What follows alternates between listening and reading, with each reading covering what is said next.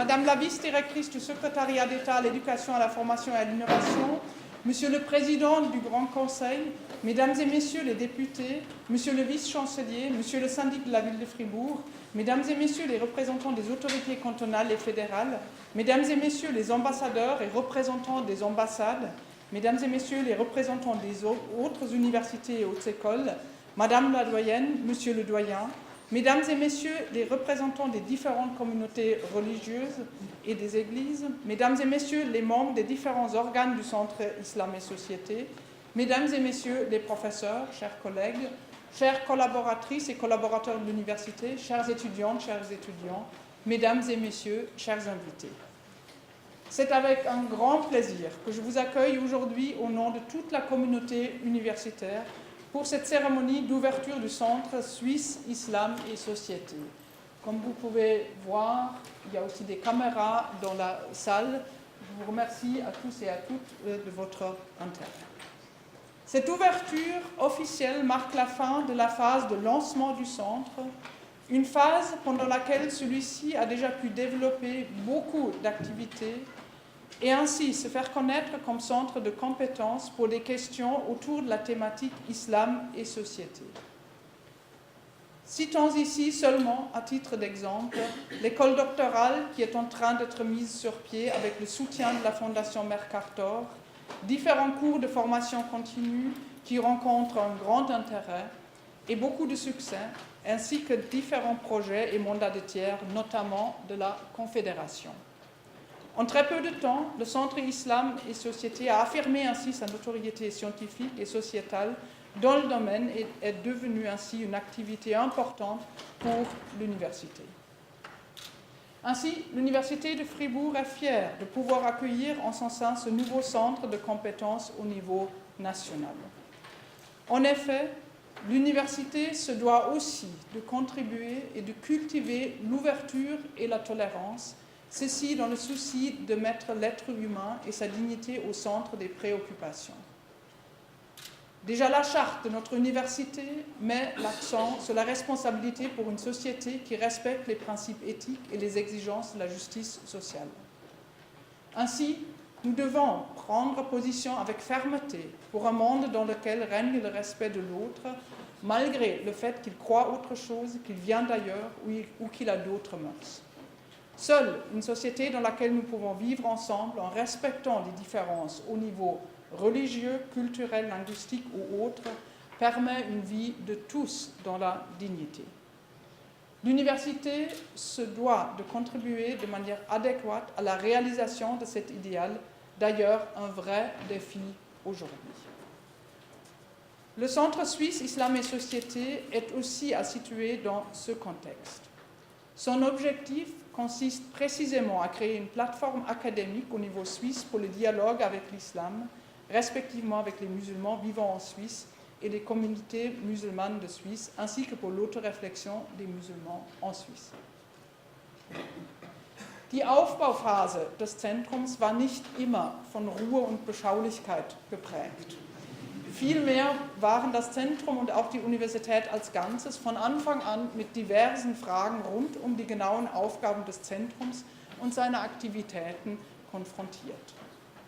Dies stellte gerade im Vorfeld der Beginn der Aktivitäten des Zentrums durchaus eine gewisse Herausforderung dar, waren doch zahlreiche Aspekte noch in Entwicklung begriffen und mussten noch präzisiert werden. So zum Beispiel die genaue Rechtsform des Zentrums und seine Verankerung in den Fakultäten.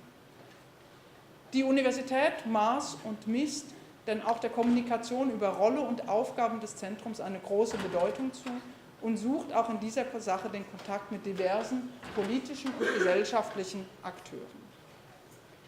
In der Tat steht die Universität auch diesbezüglich in der Verantwortung. Ist es doch sowohl für die Universität als Ganzes als auch für das Zentrum als solches von zentraler Bedeutung, dass Rolle und Tätigkeiten des Zentrums auch in der breiteren Öffentlichkeit vermittelt werden können.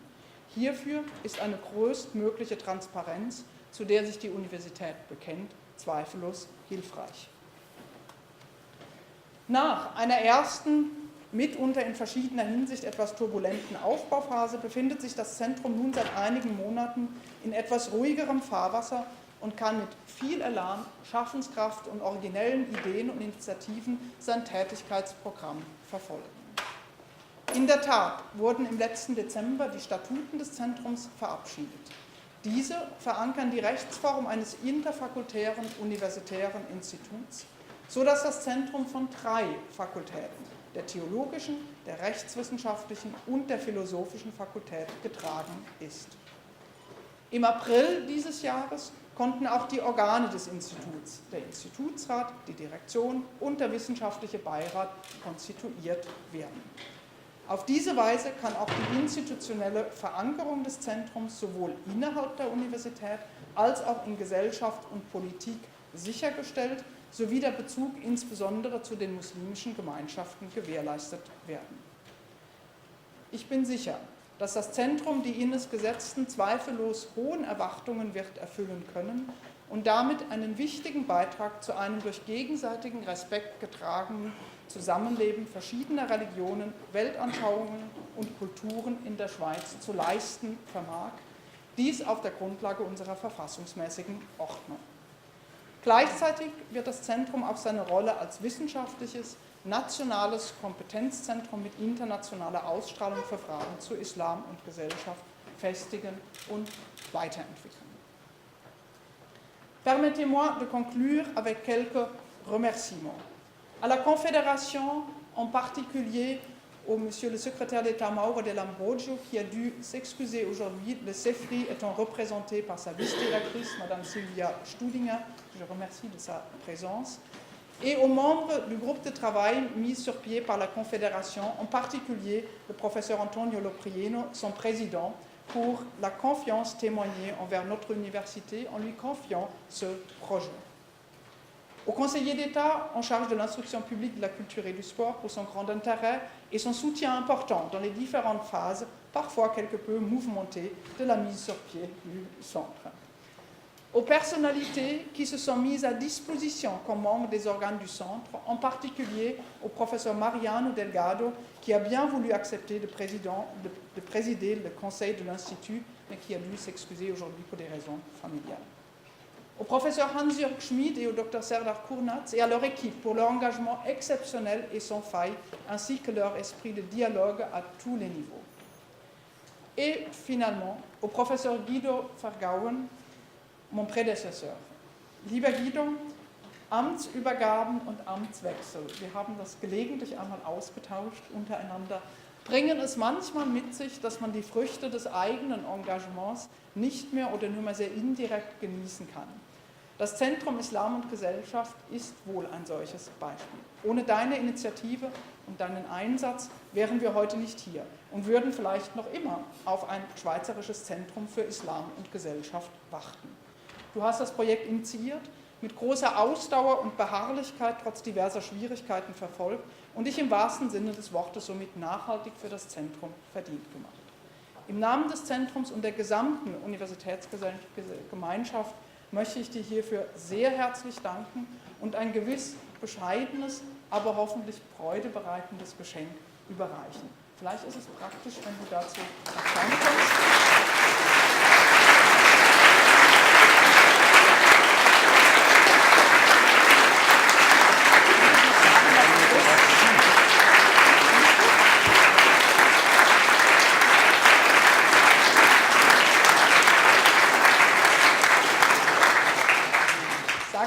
Was es ist. Es handelt sich um eine Kalligraphie, eine Sure aus dem Koran, die wie folgt lautet: Wetteifert miteinander in guten Werken, eine wohl in verschiedenen Zusammenhängen sehr bedenkenswerte Maxime und darüber hinaus eine Passage, die wohl bei den hermeneutischen Fragen im Zusammenhang mit der Auslegung des Korans von Bedeutung sein dürfte und auf der ein interreligiöser Dialog des Islam mit anderen Religionen aufbauen kann.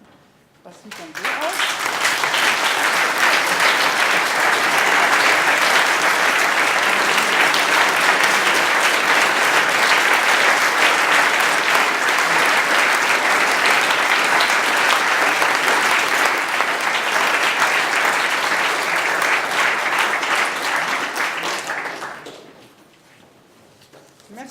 Mesdames et messieurs, et j'ai le plaisir maintenant de passer la parole à Madame Sylvia Studinger, vice-directrice du secrétariat d'État à la formation et à l'innovation. C'est lui, c'est un peu compliqué. S'il vous plaît, Madame Studinger.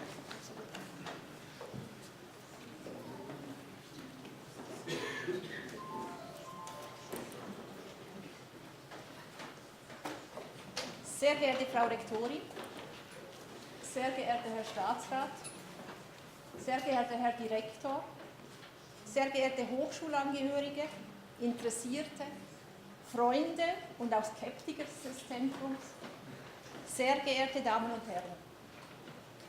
Lassen Sie mich zuallererst die herzlichsten Grüße und Glückwünsche von Herrn Staatssekretär Dell'Ambrogio übermitteln.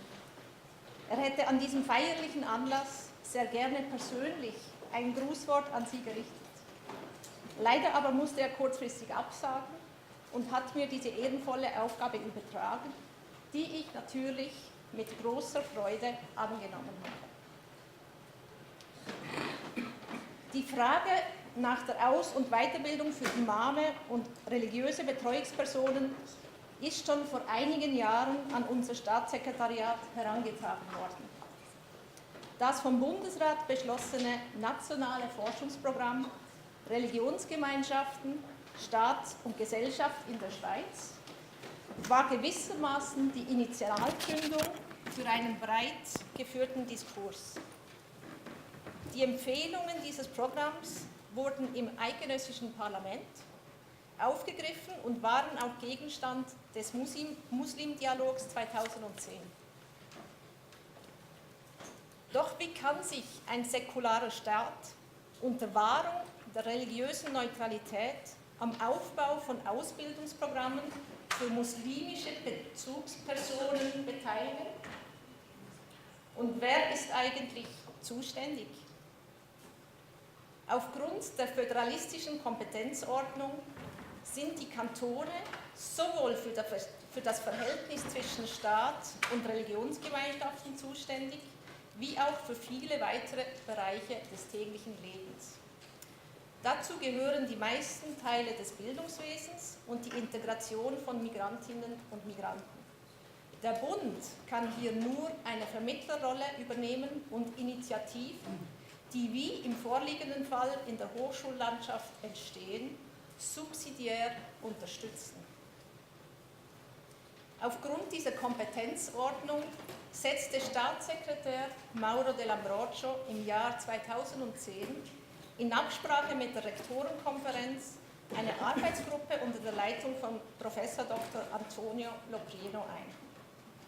Der Auftrag der Arbeitsgruppe lautete, die Bedürfnisse klären und Möglichkeiten für geeignete Ausbildungen ausloten, also eine solide Ausgangslage für geeignete Projekte schaffen. Die erarbeiteten Vorschläge zu Inhalt und Form eines akademischen Angebots wurden an 2 öffentlichen Tagungen im Jahr 2013 und 2014 in einem erweiterten Kreis diskutiert. Tous ces travaux ont permis de mieux cerner encore les besoins identifiés au fil des ans. Les activités à mettre en place sont tournées vers une meilleure compréhension mutuelle au sein de notre société. Mieux connaître l'islam et la vie des musulmans en Suisse, mieux comprendre le contexte d'une société plurielle telle que nous la connaissons en Suisse. En dehors de son activité de recherche et d'enseignement universitaire, le Centre a aussi pour vocation de développer un programme de formation continue tourné vers la pratique professionnelle et s'adressant d'une part à ceux qui sont en contact avec les personnes de culture musulmane et d'autre part aux personnes de confession musulmane qui assument des responsabilités au sein des communautés musulmanes. En accueillant le Centre suisse Islam et Société, l'Université de Fribourg reste fidèle à sa tradition d'interdisciplinarité dans l'enseignement et la recherche. L'élargissement du discours ainsi que les coopérations avec d'autres universités sont autant d'opportunités pour l'Université de Fribourg de contribuer à la compréhension mutuelle, à l'intégration ainsi qu'au vivre ensemble en Société. In diesem Sinn geht ein ganz großer Dank an die Universität Freiburg, an die Rektorin Astrid Epine und an Altrektor Guido Vergaun, sowie an alle, die die Planung des Zentrums aktiv und mit Ausdauer unterstützten. Das Schweizerische Zentrum für Islam und Gesellschaft, das wir heute offiziell eröffnen, steht am Anfang. Dennoch hat es unter der Leitung von Dr. Hans-Jörg Schmidt und Dr. Serdar Kunatz bereits eine positive Dynamik entwickelt.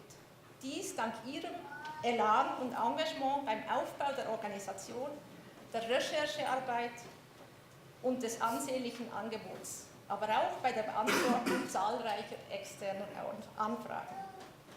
Nicht zuletzt geht unser Dank an die Mitglieder der Arbeitsgruppe Aus- und Weiterbildung für Imame und religiöse Betreuungspersonen, das heißt an die Imame der verschiedenen Gemeinschaften, an die Professoren der Theologie und Islamwissenschaften sowie die Vertreterinnen und Vertreter der anderen betroffenen Bundesämter. Ein ganz besonderer Dank geht an Herrn Prof. Dr. Antonio Loprieno für die umsichtige Leitung der Arbeitsgruppe und seinen unermüdlichen Einsatz. Abschließend möchte ich die Überschrift eines Interviews im Journal Alma et Georges der Universität Freiburg aufgreifen. Bildung schafft Brücken.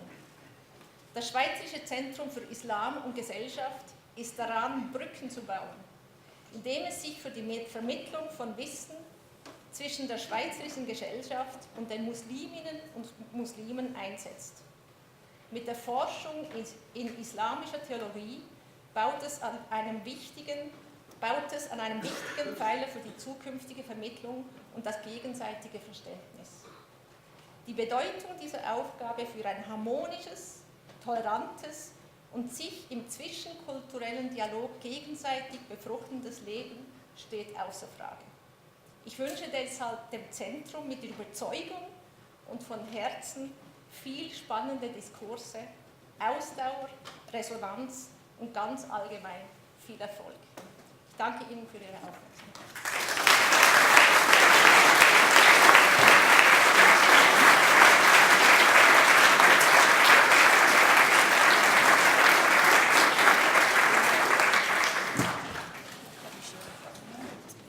Plaisir maintenant d'abord de remercier Madame la vice-directrice pour ses propos, pour la confiance témoignée, pour le soutien.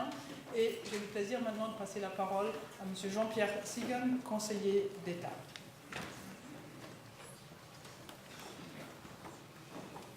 Monsieur le Président du Grand Conseil, Monsieur le Conseiller d'État, chers collègues, Madame la vice-directrice du CEFRI, Mesdames et Messieurs les députés, Monsieur le syndic, Madame la rectrice, Mesdames et Messieurs les doyens, Mesdames, Messieurs les directeurs du centre, Mesdames et Messieurs les représentants des autorités politiques, diplomatiques, académiques et religieuses, Mesdames et Messieurs les invités, meine Damen und Herren.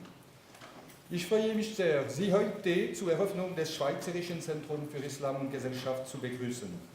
Wie Frau Epine bereits gesagt hat und wie Sie alle wissen, beenden wir heute Abend zumindest offiziell die spannende, aber bewegte Entstehungsgeschichte dieses Zentrums. Zahlreiche Akteure waren mit einbezogen und viele Stimmen haben sich seit Beginn zum Zentrum Islam und Gesellschaft geäußert. Es wurde kommuniziert, argumentiert, diskutiert und immer wieder mussten sich alle Beteiligten vor allem mit den beiden folgenden Fragen auseinandersetzen. Worin besteht die gesellschaftliche Aufgabe der Wissenschaft und wie können wir unsere kulturelle und religiöse Vielfalt im gegenseitigen Verständnis leben? Die gesellschaftliche Aufgabe kommt bei unserem heute eröffneten Zentrum bereits in seinem Namen zur Sprache und die Frage danach ist, so könnte man meinen, einfach zu beantworten. Die Ergebnisse des Forschungsprogramms 58, der vom Staatssekretariat für Migration koordinierte Muslim Dialog und die Erkenntnisse einer interdisziplinären Arbeitsgruppe befanden eine Auseinandersetzung auf einer akademischen, schweizweiten Plattform mit dem Thema Islam im Schweizer Kontext als sinnvoll und notwendig. Auch die Aktivitäten unterschiedlicher Institute der Universität Freiburg im Bereich des gesellschaftlichen und interreligiösen Dialogs erkannten dieses Bedürfnis. Dass diese schweizweite Plattform nun gerade in der Universität Freiburg verankert werden konnte, erfüllt mich selbstverständlich mit großem Stolz. Es ist die Tradition unserer Alma Mater, sich zu öffnen, den eigenen Horizont Tag für Tag zu erweitern, Dialoge zu führen und sich Gehör zu verschaffen. La seconde question que la création du Centre Islam et Société a soulevée est celle de la diversité culturelle et religieuse et du vivre ensemble. Cette question reste d'une ardente actualité, tant en Suisse que dans d'autres pays européens, et elle reçoit souvent des réponses contrastées. Rien que dans le canton de Fribourg, la difficulté d'accepter l'autre et ses différences côtoient un fabuleux élan de solidarité et de générosité.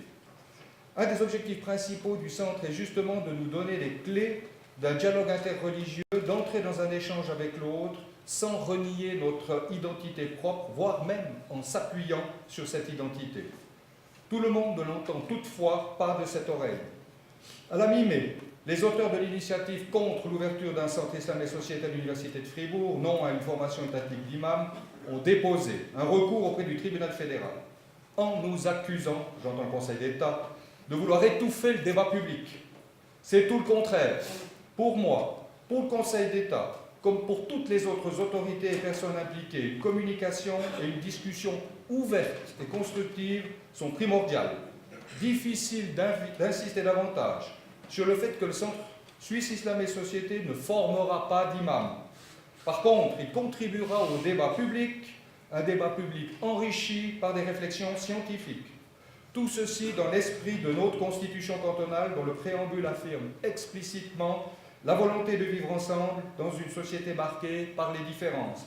Et je vous cite notre constitution, le début. Nous, peuple du canton de Fribourg, croyant en Dieu ou puisant nos valeurs en d'autres sources, conscients de notre responsabilité envers les générations futures, désireux de vivre notre diversité culturelle dans la compréhension mutuelle, déterminés à bâtir une société ouverte, prospère et solidaire, garante des droits fondamentaux et respectueuse de l'environnement, nous nous donnons la présente Constitution.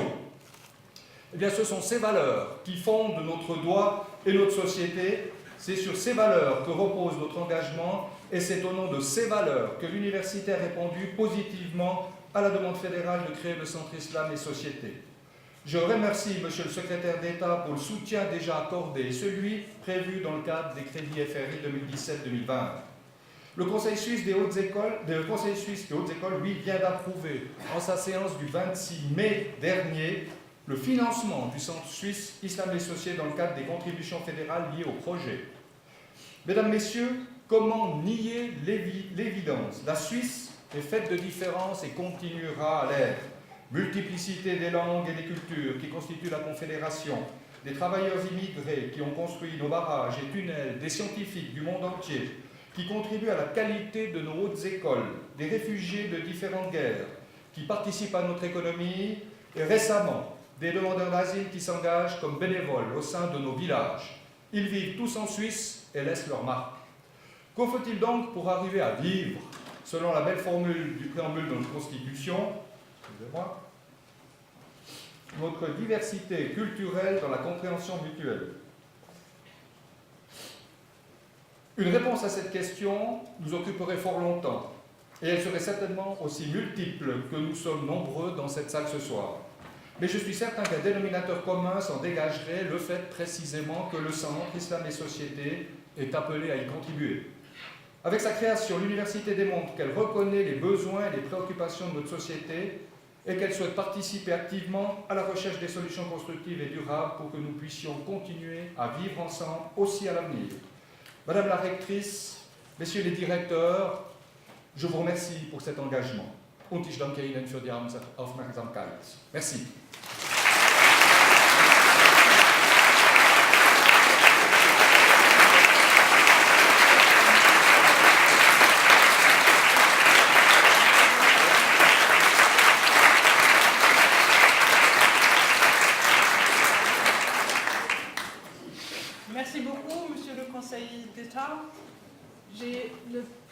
maintenant de passer la parole à Kalundia Edin, Mitglied des Beirates des SZIG, ein konservativer Beirat. Ich danke Ihnen auch herzlich für Ihr Engagement in diesem Beirat. Guten Abend. Ich habe zwei Versionen von meinem kleinen Diskurs vorbereitet, einen langen und einen kurzen. Ich schlage vor, wir fangen mit der langen an.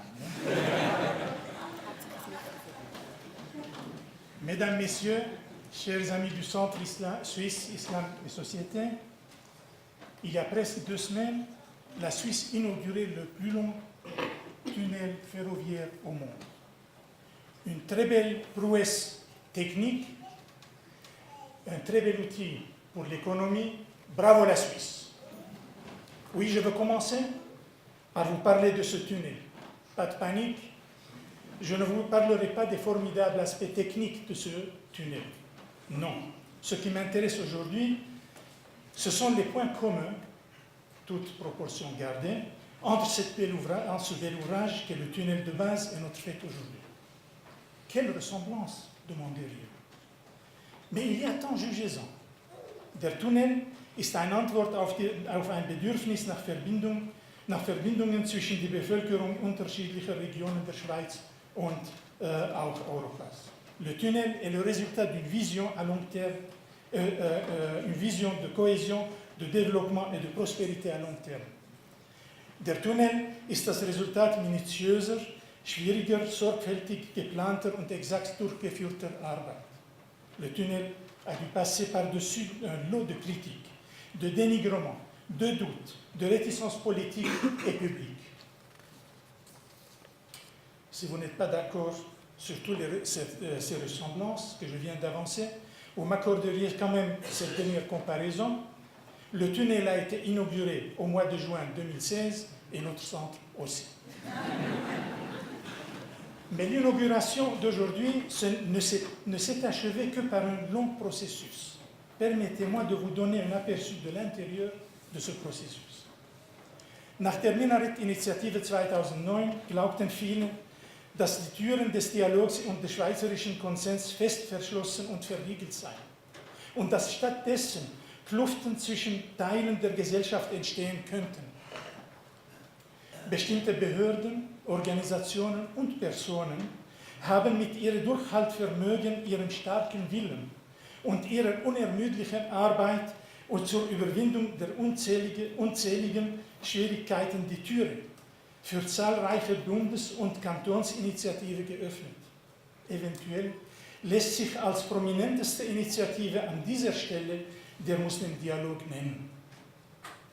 Eines der Resultate dieses Dialogs war der Einladungsbrief von Herrn Staatssekretär Mauro de Ambrogio zur Gründung einer Gruppe mit dem Auftrag, Ideen bezüglich, das hieß damals so, Aus- und Weiterbildungsprogramme für Imame und religiöse Betreuungspersonen zu entwickeln. Trotz der eminenten Persönlichkeiten in dieser Gruppe wirkte diese sehr heterogen. In der Tat, die Persönlichkeiten unterschieden sich hinsichtlich Herkunft, Niveau, Erfahrung, Persönlichkeit und Funktionen. Des Weiteren kannte sich die Mehrheit der Gruppenmitglieder nicht. Am Anfang gab es viele Fragen, auf welche es keine einheitlichen Antworten gab. Jedoch, jeder Einzelne aus dieser Gruppe hatte seine eigene Meinung dazu.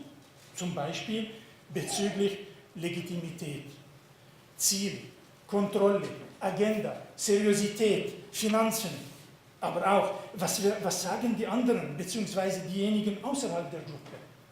Oder wird diese heterogene Gruppe wirklich etwas erreichen können, etc., etc., etc. Et cela au milieu d'un environnement particulier, qui, s'il n'était pas chargé de préjudice, parfois de suspicion et même d'animosité, restait indifférent. Pour commencer un projet, on pouvait espérer de meilleures conditions. Mais sous la baguette d'un maestro de premier ordre, le professeur Antonio Leprieno, président de la conférence des recteurs des universités suisses et président de ce groupe, les choses commençaient à bouger. Il fallait avant tout se concentrer sur le groupe lui-même, pour créer une dynamique de groupe et un esprit nécessaire à toute réussite. Il fallait aussi minimiser les interférences de l'extérieur. Alors une consigne a été donnée, celle de concentrer la communication entre les mains du président du groupe. Cela a renforcé les liens et a augmenté le degré de confiance à l'intérieur du groupe comme à l'extérieur. Cela fait un travail de longue haleine commença. Les problèmes existaient, vous pouvez vous imaginer. Les frictions n'ont pas manqué, les malentendus et les divergences aussi, les frustrations, des gens qui ont quitté la BAC, et j'en passe. Mais en tant que membre du groupe, dès la première heure, je dois rendre hommage à la persévérance des membres du groupe, à leur volonté de surmonter les difficultés, à leur attachement à contribuer à la consolidation de la paix sociale de notre pays. Tout cela a aidé à faire avancer les choses de manière satisfaisante. Des complicités se sont forgées. Une confiance et une compréhension mutuelle se sont établies. Les réunions devenaient des lieux de discussion constructive, une bonne entente régnait et on arrivait plus facilement à trouver les lignes médianes. Oui, parlons des lignes médianes. Cela veut dire qu'il y avait des concessions et des compromis à faire, tant sur le niveau académique que sur l'engagement social ou sur la collaboration avec d'autres institutions ou acteurs de la société. Et voilà que la culture suisse du compromis prend le dessus avec la complicité de tous les membres du groupe. À l'extérieur du groupe, le rôle des instances fédérales, de par leur présence dans le groupe lui-même, n'était pas négligeable. La volonté de l'Université de Fribourg de recevoir ce centre dans les mêmes conditions cadres, chères à l'université, liberté académique, plateforme de dialogue et de recherche, ainsi qu'une forte présence sociale, dont la communauté musulmane, ont contribué à arriver aujourd'hui à ce résultat. Le signal donné par ce processus, la mise en place du centre et les actions entamées par le professeur Hans-Jörg Schmid et son équipe laissent présager un rôle national, académique et social à ce centre. Mais cela n'est pas suffisant, car les défis sont grands, les attentes autour de nous sont immenses et divergentes, et les ressources, argent, personnes et temps, comme toujours, vous pouvez l'imaginer, hélas, limitées. Mais un peuple, et là je veux venir à un engagement de tous ceux qui sont présents ici, un peuple dont on est tout fier d'y appartenir, qui a pu transpercer les Alpes, au Gotthard, au Lötschberg et ailleurs, un peuple qui a forgé son histoire sur l'innovation, le compromis et le pouvoir d'intégration, saura surmonter toutes ces difficultés à l'avenir. Une partie du cadre est donnée par ce centre aujourd'hui, ici. Messieurs, mesdames, la solution pour demain passe par ce centre, par la combinaison bien dosée d'une direction et d'une équipe capable, ouverte, attentive et en contact avec les principaux acteurs de la société, soutenue activement par une commission, notre Beirat, généreuse de ses conseils et de ses liens, une université qui chapeaute le tout pour garantir une qualité et une équitabilité comme le veut sa tradition, et enfin des autorités cantonales et fédérales qui offrent un cadre indispensable à toute entreprise de ce genre. Mesdames, Messieurs, serions-nous moins habiles et moins dédiés que nos collègues du tunnel de base du Saint-Gothard? Au nom de la Commission, je vous promets que non.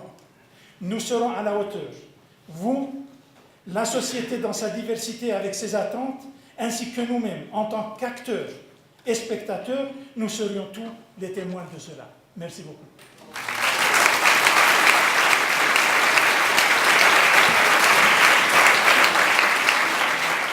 J'ai le plaisir maintenant de donner la parole à Madame Farida Kali, journaliste à Unicom, notre service de communication à l'Université de Fribourg.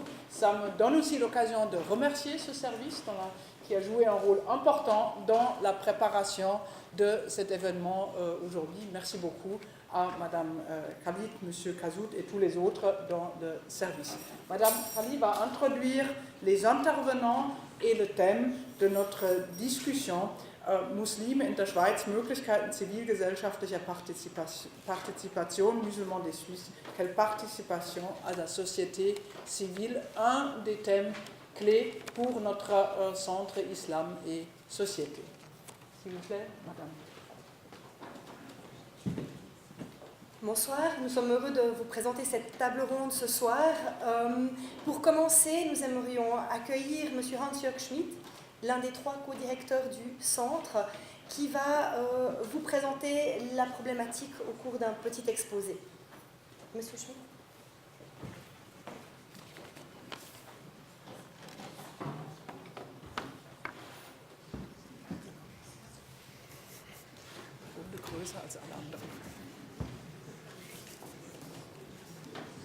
Donc c'est flexible selon la taille des interlocuteurs.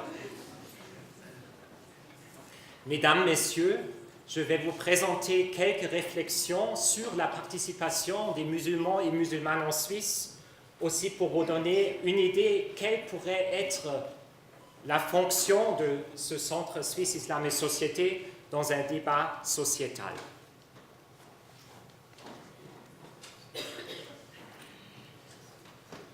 Voilà. Je suis trop grand pour ici, mais ou la salle est trop petite, l'écran est trop petit. Mais, nous parlons ici d'un centre suisse, mais les débats sur l'islam en Suisse sont souvent dominés par une perspective globale. Cela veut dire que sur nos écrans de télévision arrivent les images du Proche-Orient ou d'autres régions du monde et se mélangent avec les réalités locales en Suisse. Les théories de la mondialisation montrent qu'il y a 2 développements contraires qui se superposent. D'un côté, la mondialisation qui estompe les frontières traditionnelles, mais d'autre part, au contraire, aussi une nouvelle conscience vers le local. Et ainsi, je visualise ici les deux courants, ainsi un islam local en Suisse qui surtout néglige pas le caractère de l'islam en tant que religion universelle. Un tel islam local en Suisse peut servir comme un contre-discours ou une alternative aux images d'une religion qui est souvent décrite dans le discours comme violente. Cet islam local est marqué par son contexte particulier, donc l'interaction avec la politique, la société et puis aussi l'autoréflexion dans ce contexte. Je vais revenir à tous ces aspects. Et en raison de la pluralité des interactions, cet islam est en soi pluriel. Die Muslime in der Schweiz haben mehrheitlich einen Migrationshintergrund, aber mehr als 34% sind inzwischen Schweizer Staatsbürger. Das heißt, es reicht nicht mehr aus, von einem fremden oder ausländischen Phänomen hier zu sprechen. Viele der Muslime und auch der muslimischen Vereine in der Schweiz haben weiter transnationale Beziehungen und werden daher oft mit dem Begriff Diaspora in Verbindung gebracht. Also diejenigen, die zerstreut leben, fern von ihrer Heimat oder Herkunft. Das könnte ein Widerspruch sein zu einem lokalen Islam. Aber sozialwissenschaftliche Forschungen zeigen, wie dynamisch Diaspora sein kann. Ich versuche, die Bezugshorizonte mit diesem Dreieck ein bisschen zu visualisieren. Die Identitäten der Muslime in der Schweiz sind oft hybrid. Das heißt, sie ruhen nicht nur auf einem Pfeiler, sondern haben unterschiedliche Bezugspunkte. Die Herkunft, die oft symbolisch aufgeladen ist, denken wir auch an die Zentren der muslimischen Gelehrsamkeit in Nordafrika, auf dem Balkan und so weiter. Aber dann auch die geteilten Erfahrungen des Zusammenlebens in der Schweiz und auch die Zukunftsperspektiven, die für die allermeisten auch in diesem Land hier liegen. Muslimische Gemeinden konstituieren sich kontinuierlich und dynamisch in diesen 3 Horizonten. In oder vor vielen Moscheen findet man wie auf diesem Bild hier 2 Fahnen.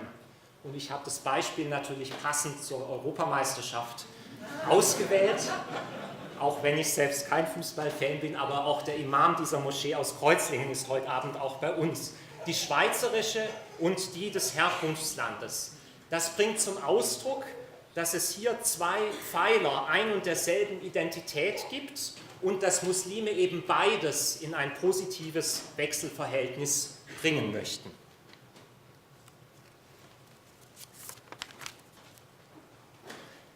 La société civile est exactement l'espace dans lequel se déroule cette participation à la société, à la Suisse.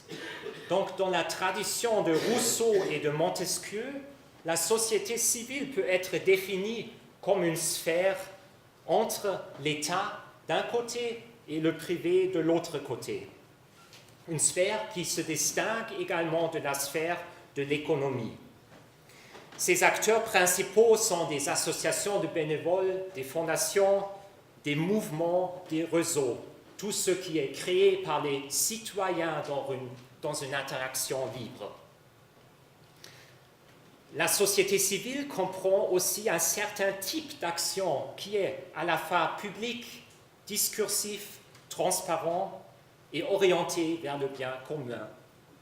Cela veut dire celui qui veut agir dans la société civile doit correspondre à ces principes du discours public. Pour le sociologue américain José Casanova, la société civile est l'espace par excellence pour la religion, après que l'État d'un côté et les religions se sont différenciées. Donc je visualise ici le titre de son chef-d'œuvre qui s'appelle « Public Religions in the Modern World ». Ainsi, Casanova, il dit, les religions peuvent trouver leur place dans le monde moderne, même une place dans l'espace public en tant que religion publique, ils ne vont pas le perdre, mais ils doivent trouver cette place, non pas dans la sphère de l'État ou de la politique, mais dans une société civile plurielle. Pour vous donner aussi un exemple d'un autre contexte ou faire un changement de perspective, l'éthicien social Hans-Joachim Höhn parle aussi de l'Église comme initiative citoyenne de l'Esprit Saint. Il est évident que l'organisation et la dynamique de telles initiatives qui se structurent de bas en haut et qui est discursive diffèrent d'une Église traditionnelle. Et peut-être on pourrait même aller si loin pour dire que les associations musulmanes en tant qu'associations sont peut-être des fois déjà plus proches de l'idéal pour la Société civile.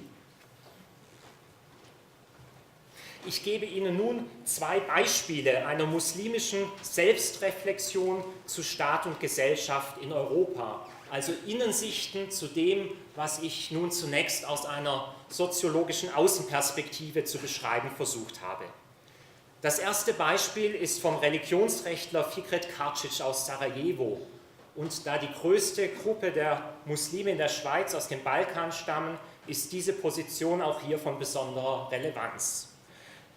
Karcic beginnt mit einer positiven Sicht in diesem Zitat auf den säkularen Staat und spricht ähnlich wie Casanova von dieser Ausdifferenzierung, die stattgefunden hat und Kennzeichen der Moderne ist.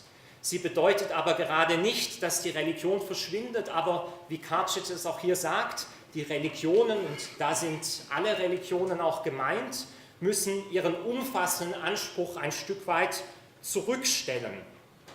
Das heißt, es ist eine Art der Selbstbeschränkung hier auch erforderlich, aber sie verschwinden dadurch nicht, sondern sie finden ihren eigentlichen autonomen Platz in der Zivilgesellschaft, in der sie, wie auch Karcic hier in Anspielung auf John Rawls sagt, einen überlappenden Konsens finden müssen.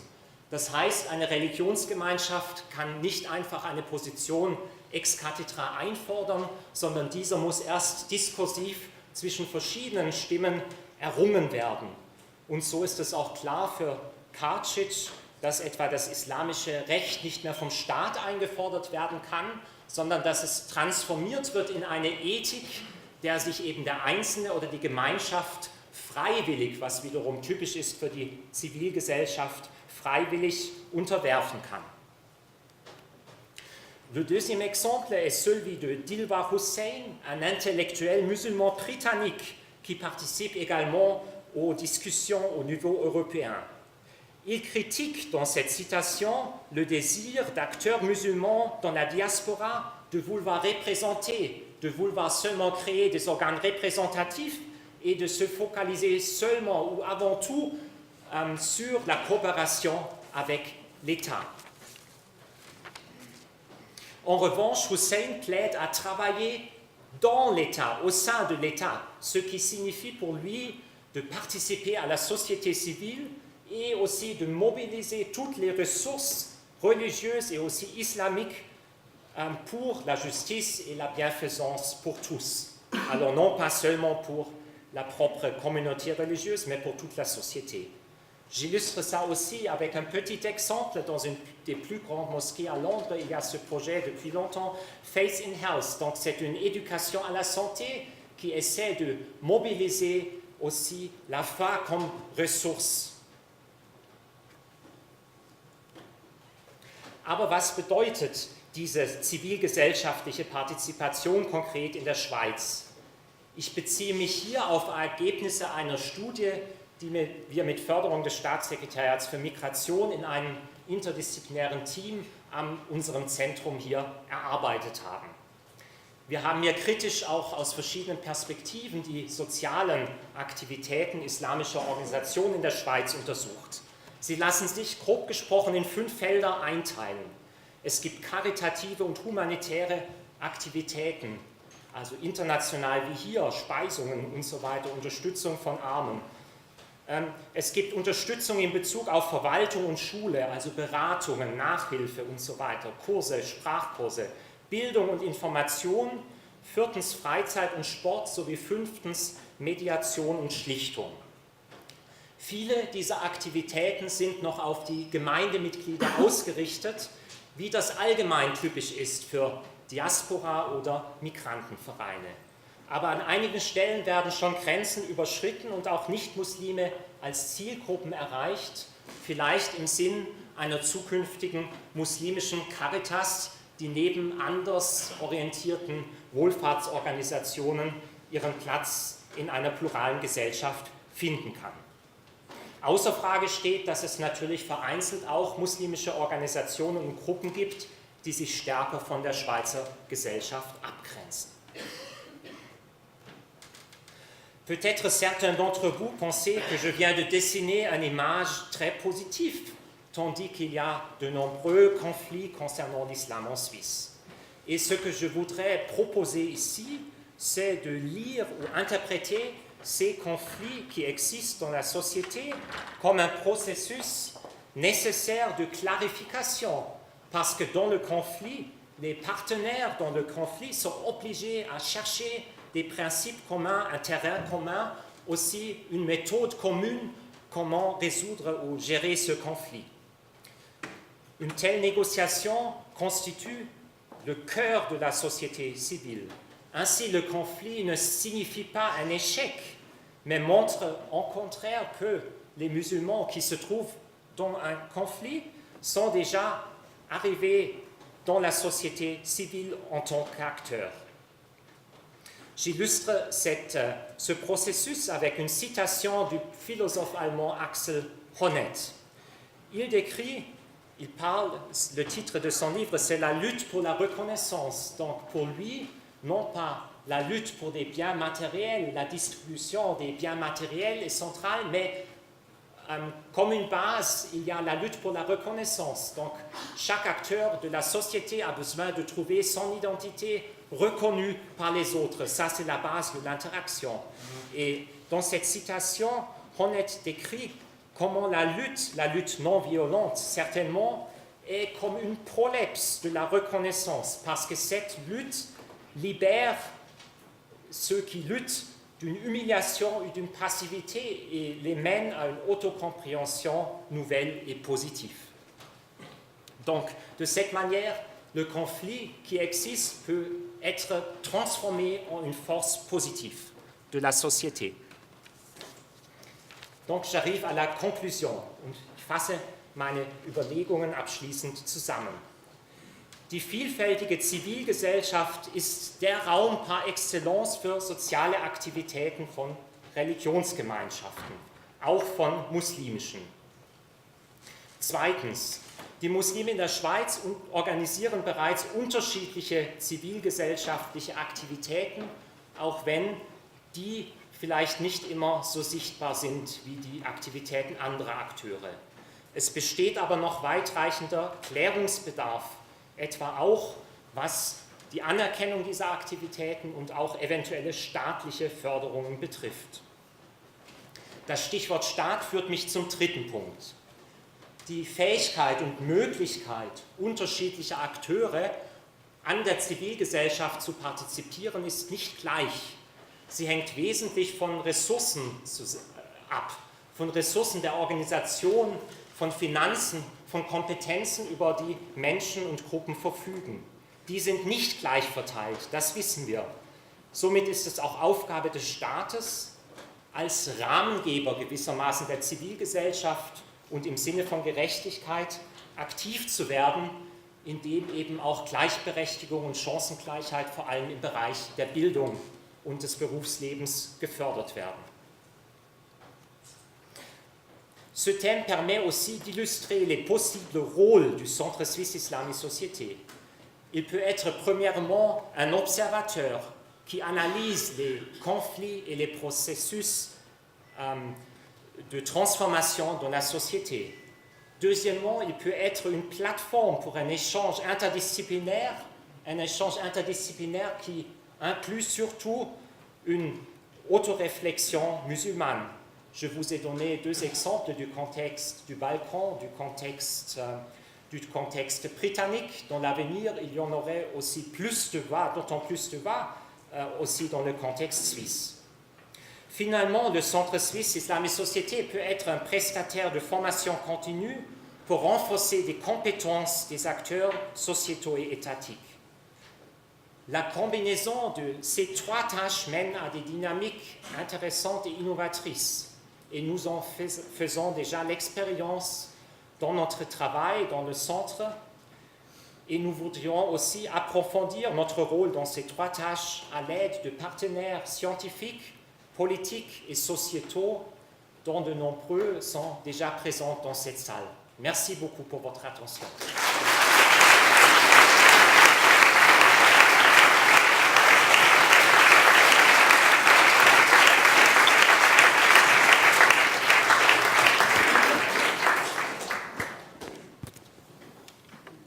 Je suis obligée de prendre le micro, sinon on ne va pas y arriver. Peut-être, j'aimerais inviter nos autres participants à la table ronde à nous rejoindre sur scène. Tout d'abord, M. Sernar Kournatz, qui est l'un des directeurs du centre, qui est spécialiste de l'exégèse et des textes coraniques.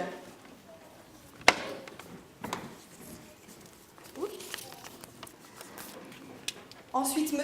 René Pahu de Mortange, le troisième directeur du Centre Suisse Islam et Société, qui est spécialisé, lui, en droit islamique, tradition prophétique, excusez-moi, si je dis faux, ça ne va pas aller, qui est titulaire de la chaire d'histoire du droit et de droit canon, et directeur de l'Institut du droit des religions. Enfin, j'accueille également Géraldine Cazout, qui remplacera ce soir Mallory Schnevely, qui malheureusement est endeuillée et ne pourra pas participer à cette soirée. Géraldine Cazout est collaboratrice au département des sciences des religions de la faculté des lettres de notre université et elle collabore avec le centre dans le cadre de formation continue. Donc je vous remercie tous les trois, ainsi que M. Schmitt, de participer à ce débat. Et pour commencer, j'aurais aimé demander à M. Schmitt, pour rebondir sur sa présentation, vous avez cité deux rôles pour le centre, deux rôles possibles, trois, mais les deux premiers pour le centre, celui de plateforme d'échange et celui d'observateur. Selon vous, très concrètement, quels sont les premiers sujets que le centre devrait aborder? Genau, ich gebe Ihnen vielleicht zwei ganz kurze Beispiele. Für die Rolle der Plattform, ich habe das schon angedeutet, steht auch die Frage der sozialen Arbeit sehr stark im Vordergrund. Und die soziale Arbeit die auch in den islamischen Vereinen schon oft getan wird, auch wenn sie nicht sichtbar ist. Und hier wäre es sicher auch unsere Rolle, nochmal auch genauer zu analysieren, nochmal stärker in Details, was gibt es alles, was gibt es hier für Potenziale und dann im Sinne einer Plattform auch einen Dialog darüber zu führen, ganz konkret, was sind juristische Anforderungen hier an soziale Akteure, was sind auch Möglichkeiten, diese zum Beispiel im Bereich der Jugendarbeit, die in Moscheen stattfinden, diese in Plattformen, die bereits auf der Ebene der Kantone und der Gemeinden bestehen, diese in diese Plattformen zu integrieren, um dann auch auf dieser Basis auch finanzielle Förderungen und Kooperationen auch zu ermöglichen zwischen muslimischen und anderen Organisationen. Merci. Monsieur Kournat, donc je viens de le dire, vous êtes spécialiste des écrits coraniques. Une question qu'on se pose souvent, c'est comment est-ce qu'on peut concilier dans ce dialogue, dans cette volonté de participation à la société suisse ou européenne, comment est-ce qu'on peut concilier ce que disent le Coran et la Charia avec cette volonté de participation? Ich versuche mich auch kurz zu fassen. Also das ist eine Frage eigentlich der Hermeneutik, die Frage danach, wie verstehe ich den Text. Da müssen halt unterschiedlichste Dimensionen unterschieden werden, die Ebenen unterteilt werden. Es gibt zum Beispiel im Koran gewisse Aussagen oder es gibt Prinzipien, die evident vorliegen und eigentlich unproblematisch sind umzusetzen, wie etwa das Gute zu gebieten oder das Schlechte zu verbieten oder wie wir das auf der Kalligraphie gesehen haben, um das Gute zu wetteifern. Und es gibt auch im Koran solche Aussagen, die nicht direkt verständlich sind, wie zum Beispiel, wenn die Rede von einem Wüstenschiff ist oder von Kamelen die Rede ist oder wenn zum Beispiel die Rede davon ist, dass es irgendwo Teufelsköpfe gäbe. Da fragen Sie sich natürlich jetzt, was soll das bedeuten? Und da muss man halt nach dem historischen Hintergrund fragen, also wieso wurde diese Aussage geäußert, was haben die damaligen Araber unter dieser Aussage verstanden? Und wenn man sich die Literatur anschaut, die wir als Offenbarungsanlässe bezeichnen, sogenannte Asbab al-Nuzul, da sehen Sie zum Beispiel, dass die Araber damals eine gewisse Pflanze, die so mehrere Köpfe zu haben schien, als Teufelsköpfe bezeichnet haben, weil diese ungenießbar war und sie sich davor fernhalten wollten. Und wenn man mit dieser Herangehensweise die verschiedenen Ebenen und Schichten des Korans liest und die allgemeinen Prinzipien daraus erarbeitet, so wie zum Beispiel ethische Vorstellungen oder ethische Werte wie nicht zu lügen oder aufrichtig zu sein. Wir sind zum Beispiel jetzt im Monat Ramadan, wo die Aufrichtigkeit und die Besonnenheit und die Enthaltsamkeit sehr stark betont wird. Dann kann es dazu durchaus durch die Lektüre des Korans und die Auslegung des Korans zur Partizipation in der Gesellschaft der Muslime stark beigetragen werden. Et comment est-ce qu'on peut, de manière concrète, aborder les passages les plus difficiles, les plus compliqués, ceux qui vont un peu, dont on a l'impression, en tout cas nous, qu'ils vont contre cette participation? Da kommt es halt eben auf die Methode an und auf die Lesart an, wie man den Koran liest. Und wenn man den Koran wie einen Text, einen reinen Text liest, wie einen Roman liest, führt es dazu, dass man sich nach dem allgemeinen Wortlaut orientiert und diese schwierigen Passagen nach dem allgemeinen Wortlaut auslegt, was dazu führen kann, dass es zu diesem Widerspruch zwischen der heutigen kontextuellen Realität und dem Text zustande kommt. Damit wir diese Kollision auflösen können, kann man mit ich nenne das die historische Lesart, agieren. Das heißt, man kann sich erstmal die Frage stellen, das steht zwar so im Koran so vor, aber da der Koran eigentlich ein Vortrag war, der zu einer Schriftform gegossen wurde, muss auch die Frage gestellt werden, in welchem dialogischen Prozess wurde überhaupt das geäußert, sodass man nach den allgemeinen Prinzipien danach fragen kann. Das wird auch in der Literatur bzw. in den muslimischen Traditionen schon gemacht. Das ist eigentlich auch kein genuines Problem des Korans, sondern das ist ein Problem der Texte. Und zwar unterteilt man zwischen dem Verstehen des Texts selbst, das nennt man dann Tafsir, und die Frage danach, wenn ich diesen Text verstanden habe, wie wende ich das denn überhaupt auf heute an, was wir dann mit dem arabischen Terminus Ta'wil wiedergeben würden. Und heutzutage muss die muslimische Forschung sich auf diesen Begriff des Ta'wil, also wie appliziere ich etwas, was ich aus dem Koran verstehe, wie wende ich das für heute an, das ist die Frage, die wir uns heute stellen müssen, sodass auch diese Kollision gelöst werden kann. J'aimerais juste, si possible, ajouter, faire une petite remarque dans une perspective interreligieuse. Donc, il est évident que l'idée de la révélation soit différente dans le christianisme et de l'islam, mais ce que mon collègue vient de décrire, il faut souligner que c'est un problème qui se pose aussi dans le christianisme ou toutes sortes d'autres religions qui disposent d'une écriture. Donc, tout d'abord, parce que souvent dans les discours on dit que c'est un problème particulier à l'islam, mais ces questions d'exégèse, et je crois qu'il y en a dans cette salle qui en témoignent, étaient jusqu'à récemment aussi très controversées au sein, par exemple, de l'Église catholique.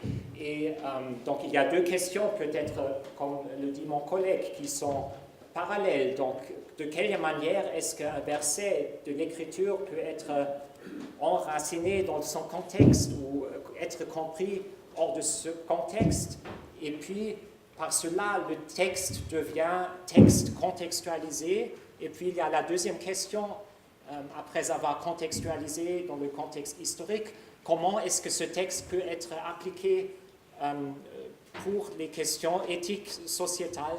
Donc ça reste difficile, je trouve ça comme des questions pour un dialogue qui peuvent être enrichissants, non pas seulement au sein, par exemple, des biblistes, mais au sein aussi d'un centre interreligieux, interfacultaire.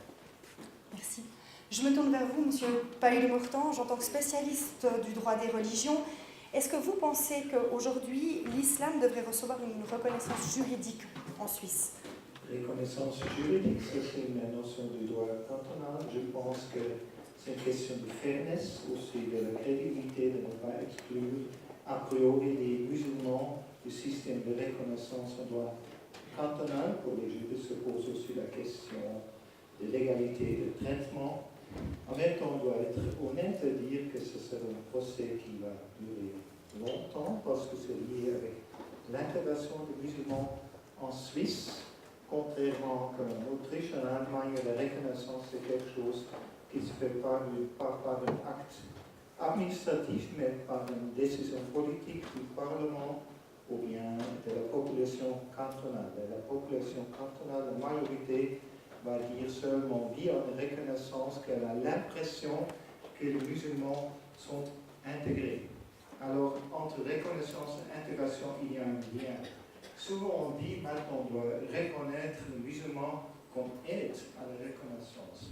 Mais la réalité politique, c'est plutôt le sens inverse, que si on est intégré, on obtient la reconnaissance. On a vu ceci avec la reconnaissance des catholiques dans les cantons protestants dans les années 60. On a vu ceci dans les années 80 avec les communautés juives. Et maintenant, pour les communautés musulmanes, se pose la même chose. Et comment les communautés musulmanes peuvent-elles agir pour cette reconnaissance? Est-ce qu'elles peuvent participer à cette reconnaissance? Herr Schmid hat vorhin das zivilgesellschaftliche Engagement der Muslime der Schweiz betont. Ich denke, es ist ganz wichtig, dass das, was sie tun, dass sie das zeigen, dass sie der breiten Bevölkerung zeigen. In diesem Sinne auch ganz wichtig, denke ich, das Engagement der muslimischen Organisationen, lokaler Ebene, kantonaler Ebene, schweizweiter Ebene, dass sie einerseits zeigen, was sie tun, dass sie andererseits auch Brückenbauer sind, dass sie eine Plattform sind für die Stimmen innerhalb ihrer Gemeinschaft und dass sie sich auch ganz klar von desintegrativen Praktiken, die es auch gibt, als solches distanzieren. Dass sie sagen, das sind nicht wir haben ein anderes Anliegen. Auf diese Weise kann Vertrauen geschaffen werden, auf diese Weise kann gezeigt werden, dass man ein Bestandteil der Gesellschaft geworden ist und ich denke, dann kommt auch die Integration, die Anerkennung. Géraldine Cazou, peut-être est-ce que vous pourriez rajouter un mot sur des projets qui existeraient, donc que vous connaîtriez déjà? Oui, alors j'essaierai de... Enfin, vous m'excuserez de ne pas être très spontanée parce que c'est vrai que là c'était un petit peu au pied levé pour moi. Mais enfin, dans la même lignée que vous dites, moi je pense aussi qu'il y a plusieurs étapes qui mènent à la reconnaissance. Plusieurs étapes mènent à la reconnaissance et puis que la reconnaissance peut prendre aussi différents visages. Donc on peut prendre, je pense notamment l'exemple de l'aumônerie où on sait qu'il y a une volonté justement de professionnaliser aussi cette compétence. afin de reconnaître aussi les aumôniers musulmans, enfin, dans le sens de les valoriser aussi, de valoriser leur importance, que ce soit auprès de la communauté musulmane, mais aussi auprès de la société civile, qui doit aussi reconnaître le travail qui est vraiment important qu'ils font, mais aussi pour les institutions qui les emploient. Donc effectivement, cette professionnalisation de l'aumônerie peut aussi amener et être en fait quelque chose qui engage aussi sur ce processus de reconnaissance. Est-ce que vous pouvez nous expliquer si les organisations musulmanes dans le contexte suisse changent? Alors, effectivement, on peut, je pense, constater des évolutions dans les organisations musulmanes parce qu'elles font partie de la société suisse et que la société suisse évolue aussi. Donc, forcément, les organisations musulmanes s'adaptent aussi à ça comme d'autres types d'organisations. Après, je pense qu'elles évoluent aussi par rapport à l'histoire de l'islam en Suisse. Parce qu'on sait que depuis les années 90, en tout cas, la présence musulmane en Suisse n'est plus provisoire. Enfin, c'est une présence qui s'ancre dans la durée. Donc forcément, les organisations, les associations ont été amenées à répondre à d'autres besoins, pas seulement des besoins religieux, mais aussi des besoins socioculturels. Et donc, on doit répondre peut-être à des préoccupations qui sont liées à l'intégration, donc comme on l'entend d'habitude, enfin, au niveau social, mais aussi à l'intégration dans le sens de l'intégration de l'islam dans le paysage suisse. Donc il y a eu pas mal de défis et il y en a toujours à ce niveau-là. On doit aussi notamment faire face à ce discours sur l'islam dans les organisations et ça crée aussi forcément des positionnements qui sont différents. Et on a certaines organisations, certaines associations qui se positionnent à un niveau national, voire à un niveau aussi cantonal, comme interlocuteur privilégié de la Suisse. Donc voilà, et surtout, j'ajoute là-dessus parce que c'est important de le dire, on ne le dit pas assez souvent, il y a une nouvelle génération, ça je pense que c'est ça aussi l'évolution, une nouvelle génération qui est en train d'émerger, où on voit les jeunes qui sont beaucoup présents sur la scène, les femmes aussi qui prennent la parole, et puis du coup qui contribuent aussi à donner un nouveau visage à l'islam en Suisse. Avec les formations continues que vous allez proposer aussi dans le cadre du Centre Islam, est-ce que, quels sont les défis auxquels vous vous confrontez, que doivent relever ces formations? Alors, bon, je précise que moi je suis juste pour le moment sur la formation qui touche à la radicalisation, mais je dirais que de façon plus générale, le défi qu'il y a, c'est d'être au plus proche de préoccupations qui sont généralement communes à des musulmans et puis à des non-musulmans, en favorisant l'interdisciplinarité, puis ça je crois que c'est vraiment un maître mot du centre, et puis la diversification des compétences, en donnant pas seulement la parole aux personnes qui étudient l'islam, qui sont les experts, si on peut les appeler comme ça, de l'islam, mais aussi aux musulmans, parce que ça nous permettra de répondre comme ça au mieux aux attentes de chacun. Quand on le voit notamment avec l'exemple de la formation sur la radicalisation qu'on a proposée au mois de mai, et qu'on va reproposer, ma foi, 2 fois de plus parce qu'elle a été complète. Donc on voit que ça a répondu à un vrai besoin, non seulement de la société civile, pas nécessairement musulmane, mais aussi des musulmans. On l'a vu dans notre public. On avait des professionnels qui étaient amenés à travailler avec des personnes musulmanes, mais aussi des gens, des associations musulmanes. Et puis du coup, on a aussi invité des imams à discuter de ces questions-là. Et on a vu qu'il y avait aussi un besoin de la société civile d'entendre les imams se prononcer sur ces questions-là, mais aussi de la part des imams d'entendre aussi les préoccupations des non-musulmans sur ces questions qui sont liées à la radicalisation. Donc effectivement, dans cette optique-là, je pense qu'on a beaucoup à gagner à travailler tous ensemble, parce que c'est des préoccupations, ma foi, qui sont communes à tout le monde, et c'est normal, c'est parce qu'on fait partie de la même société. Dans ce cadre, M. Kournatz, quelle est la part de l'autoréflexion musulmane? Also dieser Begriff der muslimischen Selbstreflexion, diese Autointerpretation, ist eigentlich sich die Frage zu stellen, was tue ich als Muslim, wo gehe ich hin, was glaube ich, wo komme ich her und wie kann ich mich in dieser Gesellschaft beteiligen. Und diese Frage wird nicht nur auf akademischer Ebene gestellt oder nicht nur auf der Forschungsebene gestellt, sondern es gibt unterschiedlichste Ebenen. Wir haben hier die Formation Continue zum Beispiel gehört oder es gibt weitere Ebenen, die auch Herr Schmid hier präsentiert hat.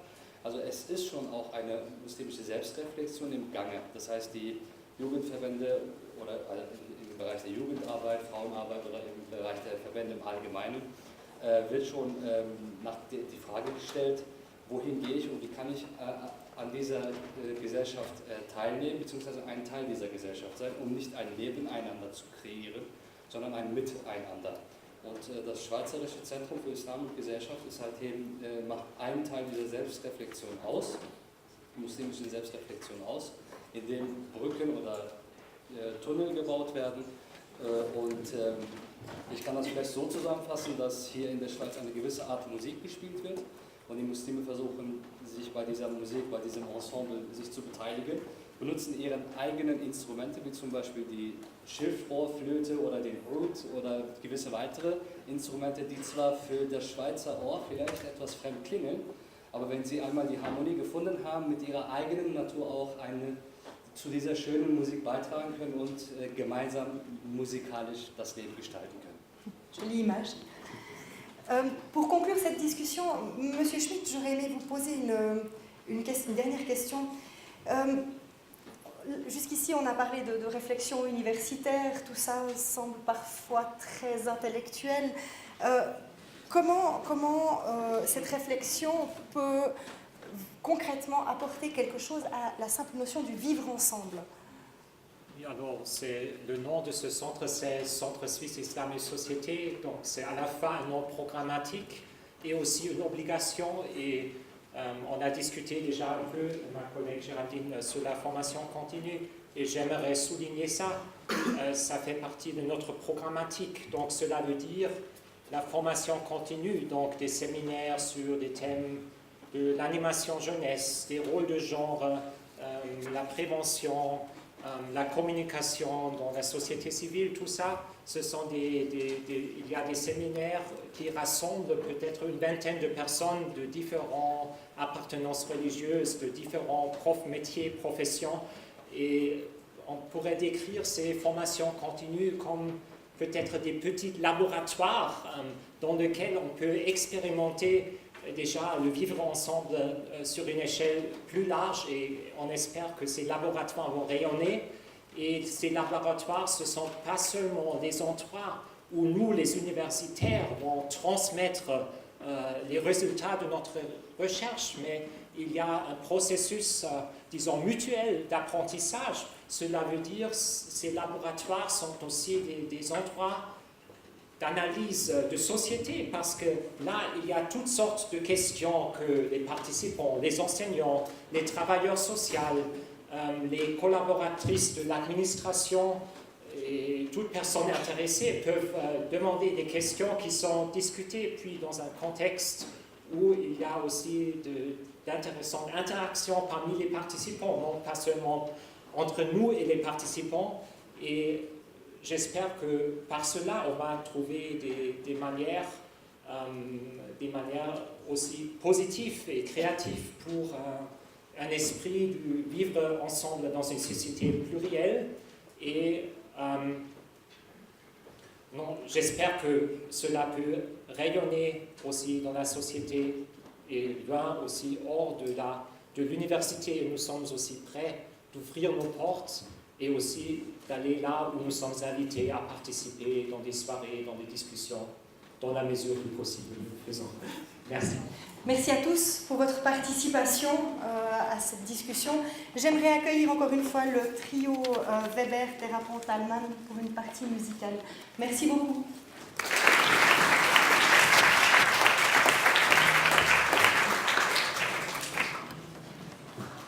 J'ai le plaisir maintenant de passer la parole pour quelques remarques conclusives au professeur Antonio Loprieno, qui a déjà été mentionné à plusieurs reprises, ancien recteur de l'Université de Bâle, ancien recteur de la conférence des recteurs des universités suisses et ancien président justement du groupe qui a initié ce projet, qui n'est plus un projet, mais un institut Islam et Société. Antonio, merci beaucoup pour ta disponibilité. Madame la rectrice, Monsieur le conseiller d'État, chers membres du Centre Suisse Islam et Société, chers collègues et amis.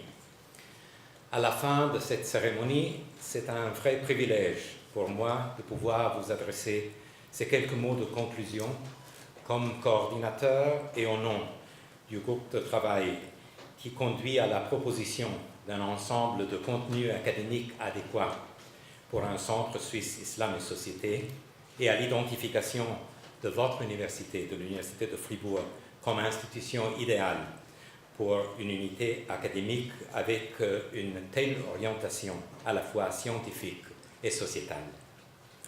Mes premiers mots sont des mots de remerciement pour tous les acteurs de cette étape importante dans le développement de l'Académie suisse, dont quelques-uns m'ont précédé aujourd'hui avec leur allocution. Le secrétaire d'État qui, malgré le caractère potentiellement conflictuel de l'initiative, et peut-être l'adverbe potentiellement est un peu exagéré dans ce cas, a fait confiance à un groupe assez hétérogène de professeurs, d'imams et de fonctionnaires de la Confédération qui étaient tous inspirés par un même désir, qu'on pourrait qualifier de vision si ce dernier mot n'était pas un peu abusé dans notre culture contemporaine.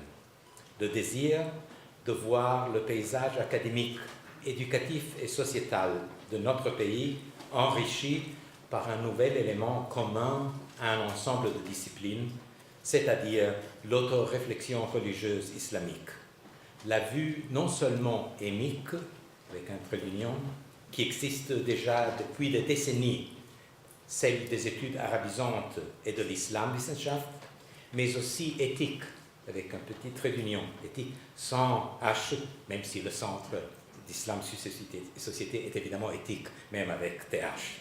Mais éthique dans le sens qui vient bottom-up de la base, de la culture religieuse musulmane elle-même. Les attentes de ces trois groupes, de ces trois communautés à l'intérieur de notre groupe de travail étaient et restent différentes. Ça a été souligné par mon collègue Diaedine avant. Les académiciens étant plutôt intéressés à avoir des collègues qui enrichissent le discours théologique ou philosophique ou sociologique de nos universités, les imams étant plutôt intéressés à réunir des compétences qui rendent plus aisées leur mission et leur service communautaire, et les fonctionnaires de la Confédération visant plutôt au développement d'instruments qui améliorent l'intégration des citoyens musulmans dans notre société, selon les uns chrétiennes, selon les autres post-chrétiennes. Mais le désir de faire réussir cette aventure, comme elle a réussi dans certains cas dans nos pays voisins, était et reste forte et commune. Le deuxième remerciement va ensuite à l'institution et aux hommes et femmes responsables en première personne de la réussite de l'entreprise. L'Université de Fribourg, son autorité de tutelle, le canton de Fribourg, représenté ici aujourd'hui par Monsieur le conseiller d'État Sicken, ces deux recteurs, non pas parce que l'Université de Fribourg est devenue une diarchie comme Sparte dans l'Antiquité, mais parce que tant le recteur Guido Verhauen que la rectrice Astrid Épinay ont soutenu avec enthousiasme l'initiative à partir de ce premier pas jusqu'à sa réalisation, malgré les difficultés contextuelles que nous connaissons. Et bien sûr, un remerciement particulier à Hans-Jörg Schmidt, directeur à la fois actif et prudent d'une petite plante encore en croissance qui avait et a encore besoin de beaucoup d'eau et de beaucoup de soleil. Et enfin, nos remerciements vont à tous les amis de ce projet qui proviennent de l'université, de la société civile et qui l'ont accompagné avec leurs conseils et leur sympathie. Nach der Phase der Gründung und der Feierlichkeiten, die heute zu Ende geht, fängt nun die Phase des noch härteren Aufbaus an. Das Schweizer Zentrum für Islam und Gesellschaft weist diesbezüglich ein Alleinstellungsmerkmal auf, das ihm einen besonderen Platz in unserer Hochschullandschaft verleiht und ihm auch die Identifizierung als geeignetes Leading House für ein Kooperations- und Innovationsprojekt des Schweizerischen Hochschulrates sowie eines Doktoratsprogramms der Mercator Stiftung gesichert hat. Der Herr Staatsrat und die Frau Rektorin haben darauf hingewiesen. Diese Eigenschaft ist eine Eigenschaft sine qua non. Es ist dies die schon erwähnte islamische Selbstreflexion, die früher angesprochene ethische, in der untersuchten Kultur und Religion selbst verankerte Auseinandersetzung mit theologischen, philosophischen oder sozialwissenschaftlichen Fragen.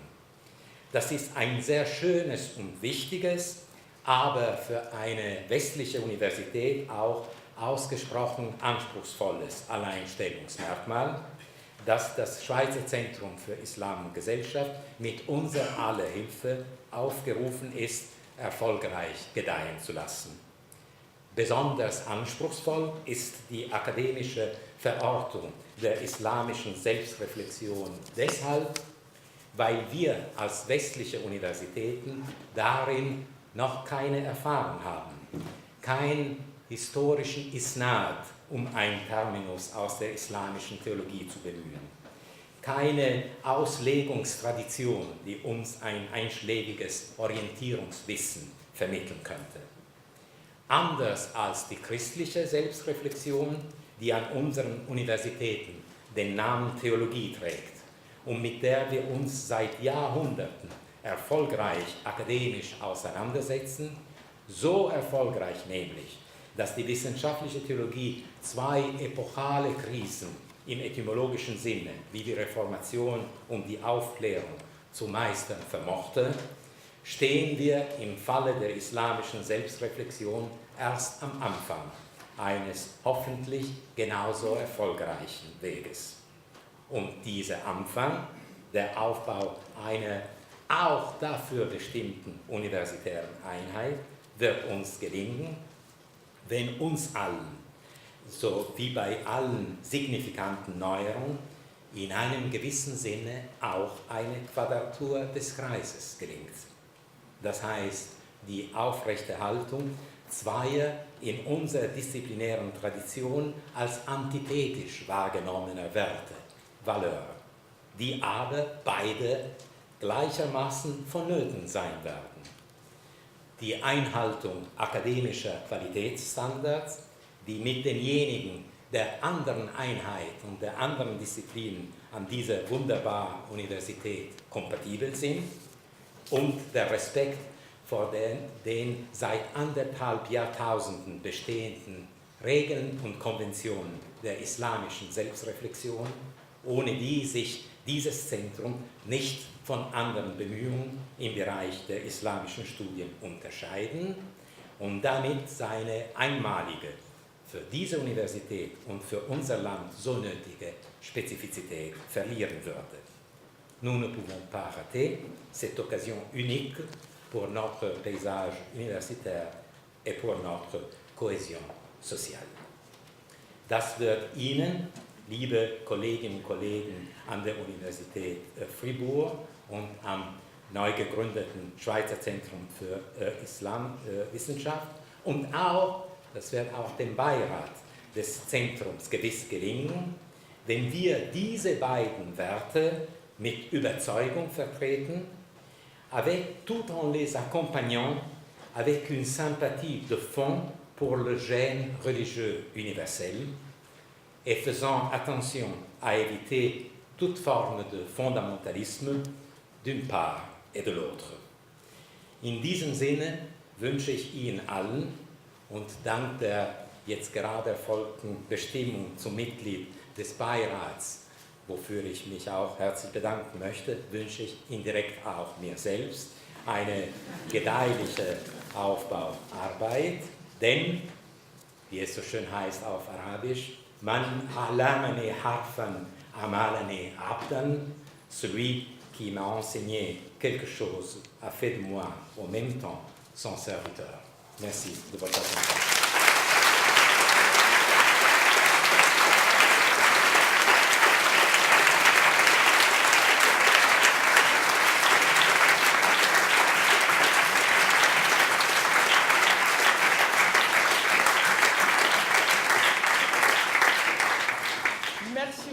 Professeur Loprieno, merci aussi de rester attaché à notre centre Islam et Société, tu l'as dit, en tant que membre de la commission consultative.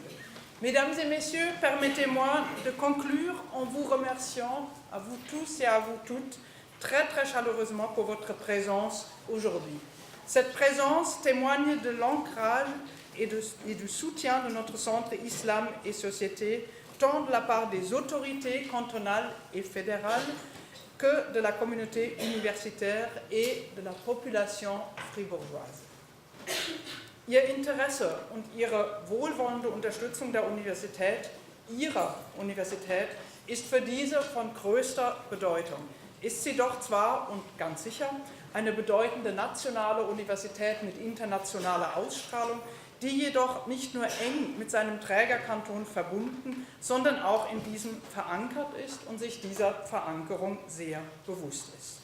In diesem Sinne freue ich mich auf weitere Begegnungen mit Ihnen an universitären Anlässen. Sie verzeihen mir die Werbeeinlage. Eine nächste Gelegenheit könnte der Tag der offenen Tür, Explora, Nomen des Omen genannt sein, der am 24. September dieses Jahres stattfinden wird und es erlaubt, zahlreiche Lehr- und Forschungsaktivitäten zu entdecken. Mais pour l'instant, j'ai le plaisir de vous inviter de continuer l'échange autour de l'apéritif qui sera servi dans le hall d'honneur qui se trouve dans le bâtiment central, cette direction dans le bâtiment où il y a l'aula de l'université. Pour ceux et celles qui jeûnent en ce moment, il y a la possibilité de prendre un encas pour la route. Je vous remercie de votre présence, de votre soutien. Je me réjouis de la continuation des échanges. Merci beaucoup.